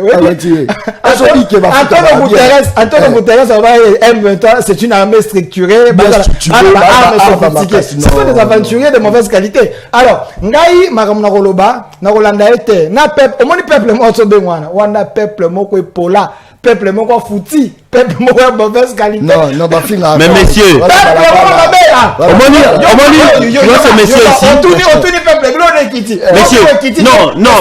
Mais comment ces messieurs peut se permettre na mission balabala afinga balabala pas de séquence. Peuple na alo ba na futaka afuta la régime ba braquer 54 maisons, il y a deux babi, des ba criminels ba ko braquer 54 maisons na Butumo. Donc nous devons vivre pas si nae a le bayo sur peuple amabe. Donc ça peut se coller. Contre la peuple amabe. Monsieur, faut faire attention. Sans ça na bango. Ça fout à bossa la peuple infiltré on a peuple. Monsieur, c'est le bateau. Et là on a ngana lo baya suka. Parce que nous positionner qui appelle les keloko. Kana c'est ça. Ils ont fini balabala. Peuple infiltré bazali. Ils ont fini balabala. Donc on a lo bana s'adresser na. Donc on fini balabala na balabala. Kana ina s'adresser na président Fayulu. Mais c'est monsieur un problème. Président Fayulu boka télé botindele loko. Na moni ve na ngai Fayulu. Opposant de qualité mais vient comme manipuler. Oh. Vieux a commis manipuler, venez à comprendre. Tika ba se sanga, ce sont des politiciens périmés. Bah toi là non ça se passe discours à ma barre. Bah politiciens ce sont des gens au bazar na ba virus à ma bé. Yo zali congolais de bonne qualité. Il faut soutenir ndeko na Tshisekedi, tolonga bato. J'avais aimé quelque chose vieux Fayulu Lobaki. Abi génération na bango za génération balkanisation té. Ba ko permettre Congo et Kabwana té. Alors président Fayulu mituna nyonso tuni accord ezali clair bateki mboka te nyonso ezali malamu pour l'intérêt ya Congo mais tangu Kagame akoloba alobi oh non poison c'est la biso Goma azong c'est la biso Kavumu Bukavu to résoudre ba problème là bato bazali ko défendre nanga bato bazali ko défendre ba rebelle Kagame muto alobi bato bazali on est un pays souverain non yoka siko bato bazali ko soutenir nanga oh non eza guerre moi guerre de libération Kabila kuto akena Goma aketi na centre militaire akeko tala ba militaire ba nanga ba ko former c'est que tu sais que dans une raison donc ba Kabila c'est des pères et Kagame c'est le Saint-Esprit. Aujourd'hui les opposants on va dire que comme ça agression dialogue pas avec Kabila. Dialogue pas avec Kabila, pas avec Kagame, dialogue avec des Congolais de bonne qualité, des Fayulu, pas les opposants vaccinés, les opposants prouver en dialogue ça Kabila, ça Nanga et puis ça Kagame. Pour le dialogue, je m'en fous.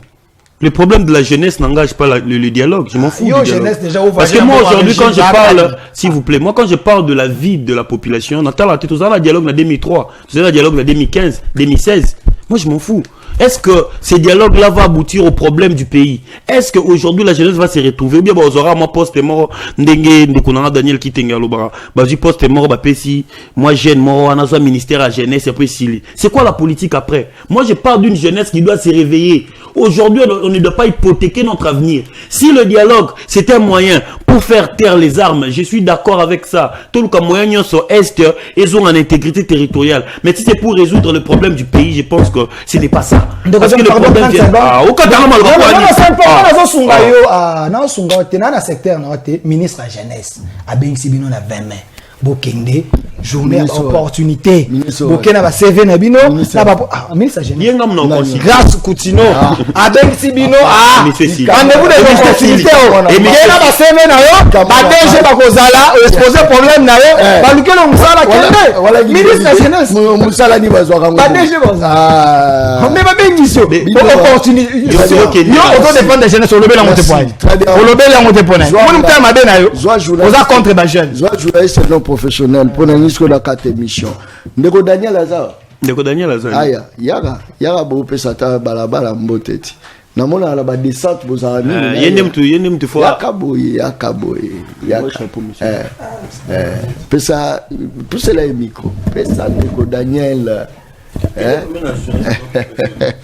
Ça c'est très bien. Ndeko Daniel santé hein. Ndeko Daniel Mbote Ndeko John Kabamba. Bonne santé. Santé kito, journaliste non professionnel. Mais très efficace. Très efficace. Omoni balabala. Ah balabala esika monene esika kitoko. Oyo bakongoma inanti balingi yango makasi. Ça c'est fort. Bandele balabala esika monene oyo bakongoma ni nyonso balingi bazolanda na minute. Très bien. À part yango mosusu ezate. Bato baoluka basala ba campagne mabe contre balabala mais on comprend que balabala nde simbi masolo. Ça c'est fort. Pour ceux qui balabala ezate moni balabala bato ba écouter la ri. Très bien. Oyo veke ngaka balabala nde yango. Très bien. J'ai quand même un bon rapport régime. Ce régime biso ba na avion ba sérieux ko landa Nathanaël. Biso ba na avion to ba ta nzela mo nzela ba kongwana. OK nango makolo makolo. Ba bino train. Te kufat. C'est là 5 jours. On a train. Pour vous dire que balabala nde esimi masolo to pesi bana balabala non sombote. Bana tu ya ba extra système, ba jeune nyos o bana émission monene, o bazo souffrir, o bande ko DF ba di ko nimate ba souffrir. Ye mo ndeko DF na mona jo wo la transport. Azo wele la. Mais oui, non ko so. Azo wele la transport. Azo so mamituka. Delfa azo wele la mutu. Bon wele la transport za la kana ko. Ezala partout. La niveau na mais c'est la lobby on met